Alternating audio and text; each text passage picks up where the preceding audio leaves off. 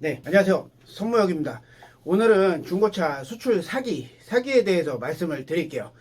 지난번에도 한 1년인가 전쯤에도 영상을 사기에 관련된 영상 이렇게 해서 올렸는데, 그러니까 조금 그 올린 거에 대해서 그러니까 정보가 사실 좀 부족한 것 같아서 보안 차원에서 다시 한번 중고차 사기에 대해서 말씀을 드릴게요. 근데 중고차 사기는 사실은 여러 가지 각도에서 보면 다양하게 벌어지고 있는 상황이 있기는 해요. 뭐냐면 그러니까 말소를 안 하는 경우가 있죠. 근데 반대로 손님도 말소를 신경 안 쓰고 돈만 받고 도망가시는 경우도 있어요. 그러니까 업체 입장에서도 사기를 당하는 거죠. 근데 일반적으로 업체 입장에서 사기를 당하는 경우가 있지만 지금은 손님 입장에서 사기를 당하는 경우, 그 부분에 대해서 말씀을 한번 드려보도록 하겠습니다. 요즘에 그 중고차 수출 사기에 대한 어떤 그런 부분의 전화들을 사실 받아요. 그 중에 제일 큰 거 하나만 말씀을 드릴게요. 그러니까 지금 사기에 대한 그 각도, 그런 각도의 다양성, 그러니까 사기의 다양성은 정말 세밀하게 들어가면 여러 가지로 분류는 되는데, 가장 많이 저한테 문의 전화 오는 거 중에 하나는 중고차 수출을 보냈는데 말소를 안 하고 질질 끌더라. 그리고 차가 이상이 있고 지금 이 차가 해외에서 안 팔리니까 가격을 더 깎아달라고 요청을 온다. 말소는 일주일이 걸리고 2주일이 걸리고 계속 말소 안 하고 있다. 그렇게 되면 손님들은 결국은 소갈이 합니다. 소갈이 하고 결국은 업무도 잘 안 잡혀요. 사실 내 차를 팔았는데 내 차의 그 권리관계가 말소가 완벽하게 돼야지 깔끔한 건데, 말소는 되지도 않고 차량 가격은 일단 받았는데 이거 어떻게 해결을 또 안 되고 어떻게 해야 되지? 이런 경우들이 있어서 그런 부분에 있어서 말씀을 드릴게요. 그러니까 뭐 지금 저희 쪽에서는 중고차 수출을 하시는 분들은 사실상 뭐 좀 전문직 이런 분들도 사실 많이 계세요. 물론 법 쪽에 계시는 분들도 계세요. 법률적인 거는 다 알겠지만 절차적인 건 모르니까 저한테 문의 전화 하시는 경우도 간혹 계십니다. 근데 이제 그런 것들 마찬가지로 어떤 일반 분들이 모든 그 사기에 걸리는 경우 중에 하나가, 내 차가 중고차 수출이 나가는 차인데 이래저래 팔으려고 포털 사이트에 올려놨어요. 각종 사이트에 올려놔서 내가 받고자 하는 시세가 1,000만 원이니까 1,000만 원에 올려놨어요. 그러면 그걸 보고 그러니까 중고차 업자분들이나 중고차 수출업자분들, 그런 분들이 많이 전화를 오겠죠. 1,000만 원은 좀 안 되고 950에 안 됩니까? 이렇게 전화 오는 경우도 있겠고요. 물론 1,000만 원에 가능하다는 경우도 있겠고요. 근데 그렇지 않고 1,100만 원에 제가 사가겠습니다 하는 중고차 업자분들 있죠. 그런 분들을 조심하셔야 되는데, 꼭 그런 분들한테 걸려서 차를 보내고 결국은 금액이 안 맞고 이 차 안 팔린다, 말소까지 지금 할 수가 없다라고 이런 요청사항을 받아들여서 그런 상황이 와서 결국은 소갈이 하게 되는 경우, 이런 경우가 사실 있어요. 그러니까 내 차를 포털 사이트에 중고차로 올려놨다, 그렇지 않아도 그런 경우가 있습니다. 어떤 경우냐면, 내 차를 팔으려고 이제 여러 군데 알아볼 거 아니에요. 여러 군데 알아보다 보면 어떤 중고차 내수업체, 어떤 업체, 여러 가지를 알아보면 내가 볼 때 1,000만 원 기준인데, 업자가가 있잖아요. 업자분들은 1,000만 원이면은 그 업자 도매가 소매가 이런 부분들도 존재하기 때문에 물론 900만 원, 950만 원에 가져갑니다, 이렇게 얘기하실 수가 있잖아요. 근데 내 욕심에 조금 더 받았으면 좋겠다라는 물론 욕심은 있죠. 그래서 한 5군데를 알아봐요. 한 군데는 900입니다. 또 한 군데는 920입니다. 또 한 군데는 950에 가져갑니다. 또 한 군데는 원하는 1,000만 원에 가져갑니다. 이런 데가 있었는데, 그럼 이 중에서 오셔서 보시면 되잖아요. 근데 차를 오셔서 보고 그 매입을 하고 대금 처리를 하고 가면 되잖아요. 근데 좀 더 알아본다고 봤더니 알아보니까 1,100만 원에 사간대요. 근데 시세보다 조금 한 2, 30, 50만 원이 더 비싸게 사간다는 거예요. 혹하잖아요. 거기에 혹해서 일단 차를 줬어요. 근데 차를 줬는데 다음날이 갔더니 연락이 없고, 또 다음날 갔더니 연락이 없어요. 근데 신분증까지 다 이렇게 보내서, 복사본까지 다 보내서, 등록증까지 보내서 내 명의 내 상태, 내 차 명의 그 상태 그대로 차를 보냈는데, 그거 말소를 빨리 해야 되는데 말소는 안 하고, 그리고 돈은 받았어요. 돈은 받고 보냈으니까 차는 보냈는데 차에 대한 권리관계를 빨리 끝내야 되잖아요. 근데 그런 부분을 안 해주고 있는 거예요. 그 다음에 한 이틀 3일 지나서 전화가 와요. 그 업자분한테 이거 이렇게 해서 요즘에 뭐 이거 아니라 이거라죠. 그래서 요 뭐 이거 이러해서 차가 안 팔린다, 아니면 해외 바이어들이 이걸 안 산다고 한다, 갖가지 얘기를 다 해가면서 가격을 깎으려고 하는 수법입니다. 그렇기 때문에 그러다 보면 1,100만 원을 사실 받으려고 했던 거를 그분들이 그 어떤 업체인지까지는 몰라요. 그 어떤 업체인지까지는 뭐 알 수는 없지만 그분들이 결국은 이거 150만 원을 깎아 주셔야 됩니다, 또는 200만 원을 깎아 주셔야 됩니다. 그럼 결국은 900에 팔게 되는 상황이 된 거잖아요. 그럼 나머지 일반적으로 파시는 분들 920, 950까지 됩니다, 이렇게 불렀던 그런 업체들이 있는데도 더 많이 받고자 하는, 물론 욕심 때문에 결국은 200만 원 더 깎아지고 다시 돈을 내줘야 되고, 또는 말소도 1주, 2주 더 지나가니까 보험비도 더 계속 내야 되고, 그만큼의 세금 이런 것들도 계속 나오니까 그런 소갈이 하게 되는 그런 경우가 있는 거죠.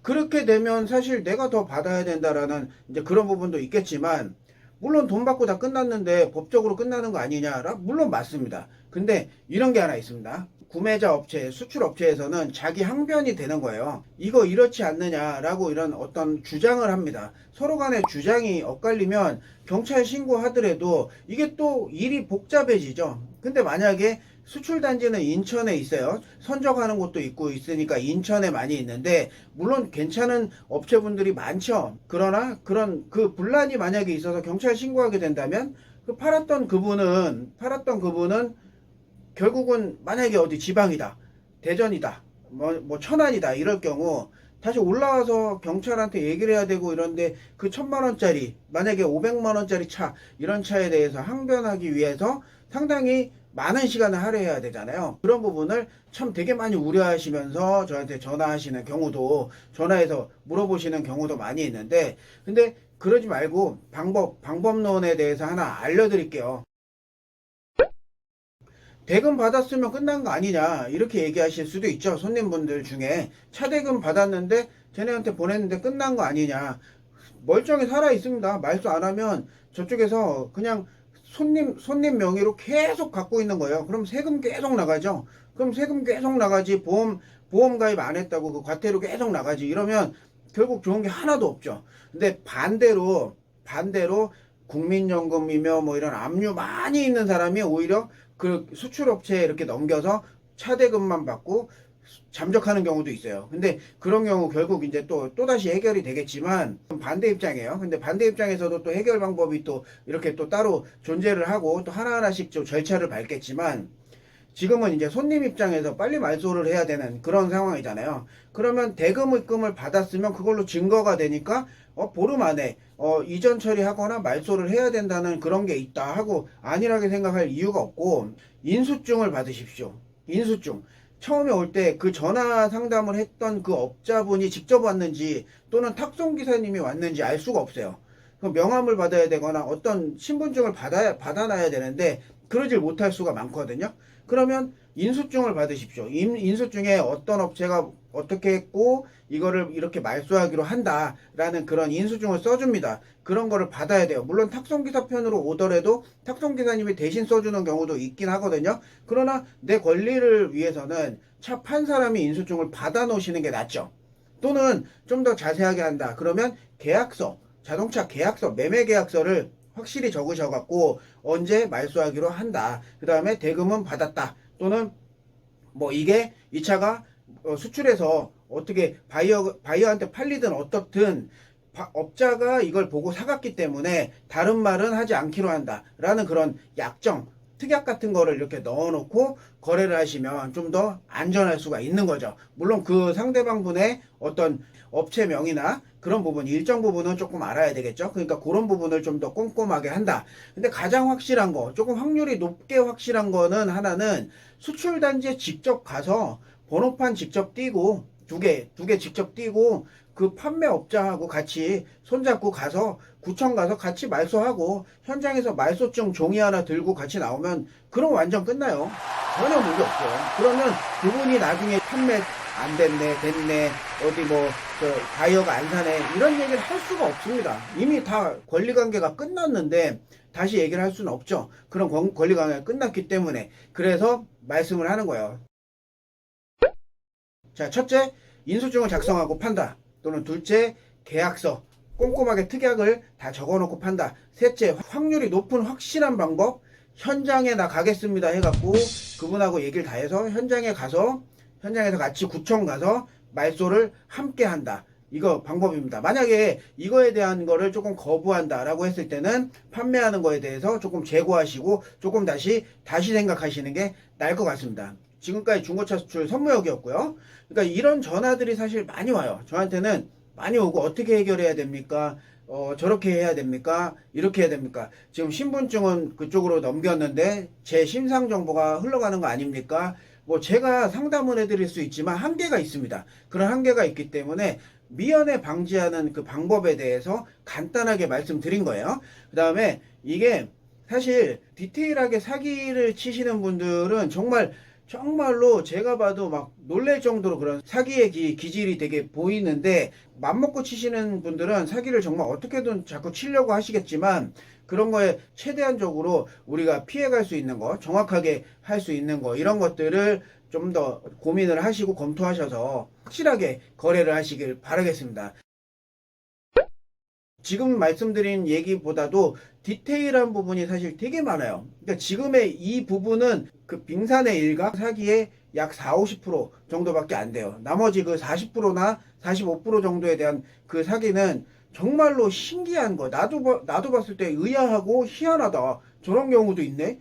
아주 악질적인 그런 사기 방법들이, 이런 것들이 좀 보이는데, 일반적으로 중고차 수출업체, 저희같이 일반적으로 거래하시는 수출업체, 그리고 도매가 소매가 생각하셔야 돼요. 뭐냐면 내 차를 파는데 물론 손해보면 안 되겠죠. 그러나 일반적으로 생활용품 같은 거 살 때도 그 마트 같은 데 가서도 그 마트에서도 그 가격 똑같이 갖고 와서 똑같이 판매하는 거 아니잖아요. 마진을 남기고 파는 것처럼 저희도 마진을 보고, 약간의 일정 부분 마진을 보고 파는 거기 때문에 시세가 1,000만 원이다. 그러면 거기에서 조금은 빠지겠구나. 요 정도는 생각하셔서 판매하시는 게 낫지 않나. 업자한테 파실 경우를 말씀드린 거예요. 그럴 땐 낫지 않나. 요렇게 생각을 하고 있습니다. 저희 쪽에서는 이제 차를 주면 신분증 복사본이나 이런 일반 서류 같은 것들 안전하게 말소하고 바로 다음날 이렇게 손님을 만나서 바로 다음날 문자로 보내드리든 보험 해지하시라고 보험사로 보내드리든 이렇게 방식을 취하거든요. 정확한 업체들을 찾으셔가지고 정확하게 상담하시고 정확한 거래 하시길 바라겠습니다. 가끔씩은 이렇게 사기사항에 걸리는 거, 어떤 것들이 있는지 이런 거에 대해서도 말씀을 또 나눠보도록 하겠습니다. 중고차 수출 선무역이었습니다. 감사합니다.